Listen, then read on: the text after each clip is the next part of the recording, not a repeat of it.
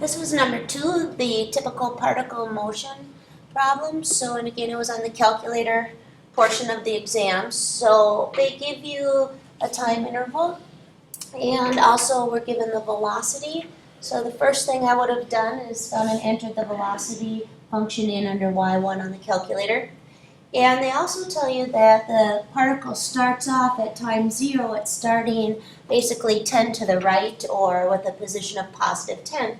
So the first question, I think this one was very doable for most of you to get an 8 out of 9. 9 out of 9 is actually going to come from this first question, because it doesn't say to find where the velocity is equal to 2. It says to find where the speed is equal to 2. And speed is the absolute value of velocity. So what you know is that the absolute value of your velocity function has got to equal 2, which means your velocity has to equal plus or minus 2. So there's a couple ways to do this. You could either just take the original one, and you could say, well, the absolute value of the velocity minus 2 is equal to 0. And you could go enter that under in your graphing calculator and calc 0. I don't think that's as natural as the route I kind of went with on my calculator over here, which is to just take your velocity function, which I've already entered under y1, and then I've got my positive 2 and my negative 2 right here. So down here I've gone and graphed it. You've got the velocity function going in red, and then I've got y equals 2 and y equals negative 2 in blue. So I'm looking for their intersections, but it also says between 2 and 4 seconds. So this one, obviously at 0, negative 2 we've got going there, we've got this one, but it's these two right here that are the answers, and I think most people will have just given this 1. So my guess is that this is worth 2 points, and you would go calc intersect on both of those on your calculator, and you would get that this occurs at t equaling 3.128. I don't know if that sounds familiar. That's that top one. And at t equaling 3.473. My guess is this is just a 2-point question, and it's probably just 1 for each one of these. So I'm assuming that some people probably didn't notice that it said speed, and you just found when the velocity was 2. All right. Part B says write an expression involving an integral that gives the position s of t. All right, so let's go take a look at that. What is my position going to be at any time t? Well, and it says using an integral, so what I would probably suggest is that you could do one of 2 things. You can set up your fundamental theorem of calculus if you would like, and the antiderivative of velocity is position, so you'd have s of t minus s of 0. Or even a little more common sense. I'm sure that would be full credit. I'm sure, again, this is probably worth 2 points, and this one also worth 2, 1 for the integral, and then 1 to find the position at time 5. So another way would be to say, well, this is the start amount plus that change in position, which is what we get when we integrate our velocity function. So I would suggest either one of these is good. They'd also probably accept a 10, well, for sure, a 10 in there also. So either way, probably any of those combinations would get you the full point. And then you're also, and again, this gives you the position at time t, and we were supposed to figure out what the position was at time 5. So I'd have 10 plus the integral from 0 to 5 of the velocity function. And you'd go do that on your calculator, and that gives you a negative 9.207. A very straightforward particle motion question right there. And again, probably worth 2 points, 1 for either one of these expressions, and then probably 1 for that last answer. You probably didn't have to include this. All right, and it doesn't say anything about units, and it doesn't give you any, so you probably wouldn't have anything given for that.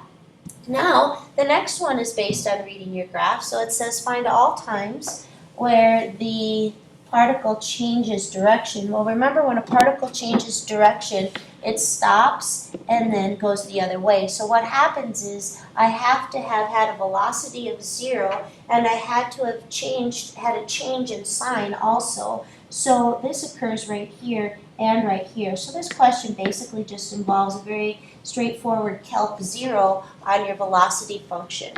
So you would say, you could say where the velocity is equal to 0 and changes sign. Right? And you could say this happens at t equal, and again you'd go calc 0 on your calculator for that one, 0.536 to 3 decimal places. This happens at, and you could even say where velocity changes from negative to positive, and at t equaling, and we'd go calc 0 right here. And you could even, you can use different wording here. You could say, instead of saying velocity changes from negative to positive, you could say the position changes from going to the left to the right. There's different wording in there that certainly would be allowed. And your calc 0 on this other one over here would be 3.318, and you could say where velocity changes from positive to negative.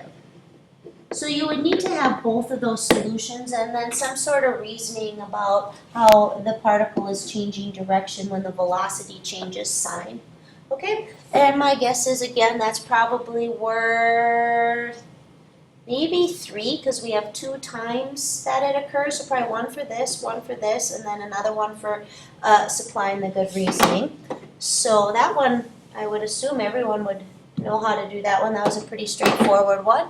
And part D, I've told you this one's been on almost every practice test we've had, so you guys don't even tell me if you got part D wrong, because we've talked about that one so many times. So remember, the speed is increasing when the velocity and the acceleration have the same sign. So really all you need to do is say, well, let's find v of 4, and you would just go do that on your calculator.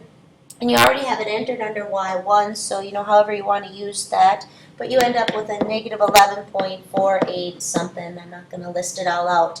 And then you also need to do the acceleration at 4. And remember, that's the derivative of your velocity function. So you would have needed to math 8 your velocity function.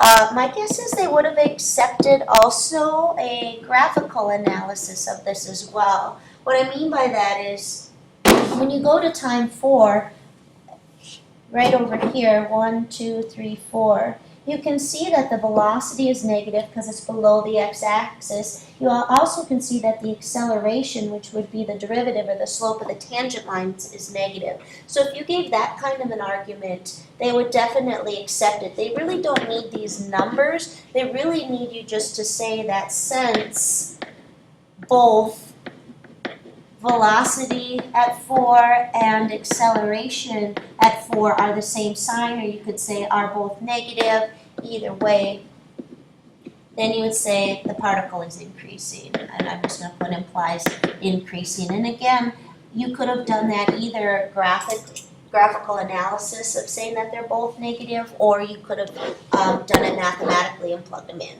So I thought that was a pretty easy particle motion problem compared to some of them that we've done. So hopefully you did well on that one. I'm going to erase this here.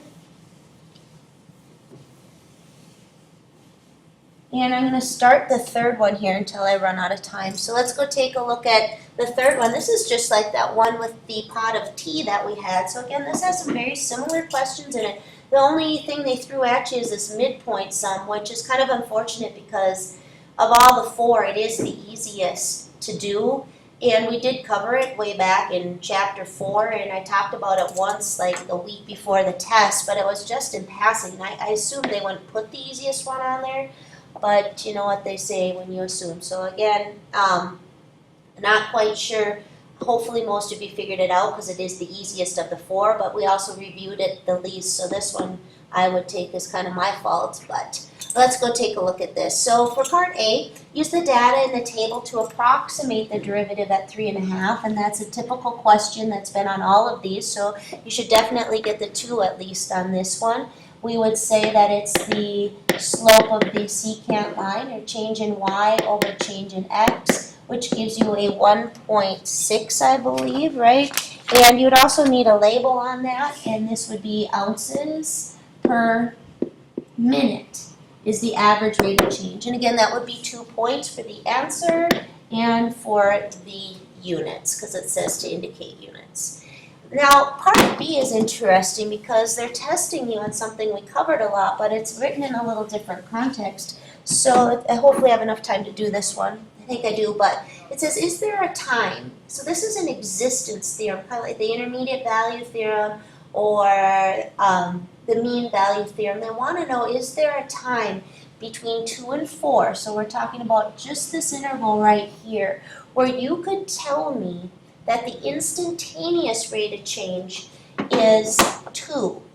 Well, first thing you would do for part B is you'd find the average rate of change. And you would say, well, I'm going to take what's happening over that interval, which would be 12.8 minus 8.8 ounces over 4 minus 2 minutes. And what this gives you is 4 over 2, or 2, which means the average rate of change of that function over the interval is 2 ounces per minute. Now it says in it for a reason up here that it's differentiable, because in order for you to apply the mean value theorem, which is what they're expecting here, the function must be continuous and differentiable. Well, differentiability implies continuity, so really all you have to say is, since C is differentiable, again, not entirely sure that they would require you to put that, but very possible. So since C is differentiable, the mean value theorem, and my guess is there's a point for you knowing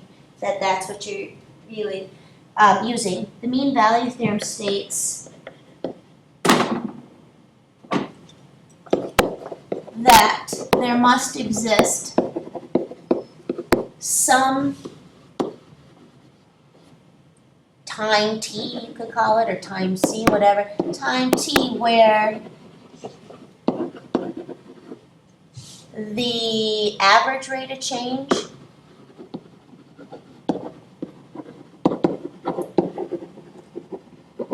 which equals 2 has to equal the instantaneous, and you wouldn't have to use this language either, instantaneous, sorry about that, rate of change. Or you could have probably just said, which would be C prime. So, I believe on this one, they're looking for you finding an average, saying that you're applying the mean value theorem. Your exact wording on that could be somewhat loose. And I do have time to do part C. Now, those of you who didn't do it, you're going to go, oh my gosh, because the midpoint sum is very easy. And again, when you're approximating area and integrals off these charts, you're making rectangles for the left, the right, and the midpoint, and obviously trapezoids for the trapezoidal. But on this one it says use 3 subintervals. Well, that means this has got to be of length 2, because it says of equal length, of length 2, and of length 2. So basically what they're doing is, if you were even to look at the graph, is we're going to go from 0 to 2, 2 to 4, 4 to 6. And this is giving you the heights down here, and at 0, it's 0, and then for the midpoint one, you really just find the midpoint of the rectangle. Well, that's going to be right in between these, so it's pretty straightforward that for you to use a midpoint sum for this, you do 1/6 up, and you do 3 rectangles. They each have a base of 2. The first one would have a height in the middle, plus the next one has a base of 2. Its height is in the middle. And then the next one also has a base of 2, and its height is in the middle. So you're just supposed to use those midpoints. You guys are used to grabbing the left endpoints for the left and the right for the right, but for this one that's not the case. It said to grab the middles. So it's pretty straightforward, and I think when you do that you get 10.1. It also says, I'm talking faster because I want to be done, that'd be 10.1 ounces, and it says to explain what the meaning of this. So again, this means I'm doing an average value, so we would say that this is the average amount of coffee in the cup over this 6-minute interval. So on average, if you kind of span it out using a midpoint Riemann sum, we'd say about 10.1 ounces. And I'll finish this one up later because I only have 8 seconds. So I'll be right here, and that's where we'll pick it up on Friday for the rest of the hour.